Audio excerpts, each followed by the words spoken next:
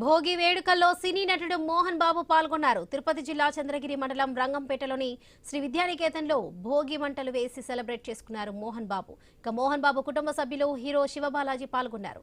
సంప్రదాయాలకు విలువలకు ప్రతీకే సంక్రాంతి పండుగ అని మోహన్ బాబు అన్నారు. ఈ సందర్భంగా 2 తెలుగు రాష్ట్రాల ప్రజలకు సంక్రాంతి శుభాకాంక్షలు తెలిపారు మోహన్ బాబు.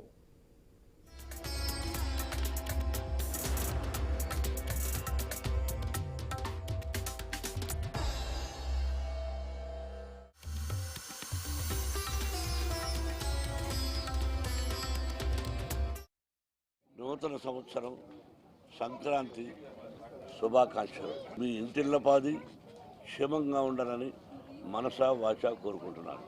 భోగి అంటే ఏమిటి, సంక్రాంతి అంటే ఏంటి, పశువుల పండుగ అంటే ఏంటి, కనుమ పండుగ అంటే ఏంటి, ప్రతిదీ ఎక్కువ శాతం తెలియకపోవచ్చు.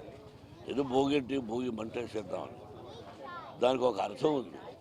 ప్రతి పదానికి ఒక అర్థం పరమార్థం ఉంటుంది. అలాగే బలిచక్రవర్తి పాతాళలోకం నుంచి భూలోకంలోకి వచ్చే రోజు ఆయన బాగా సంతోషపెట్టాలి అంటారు.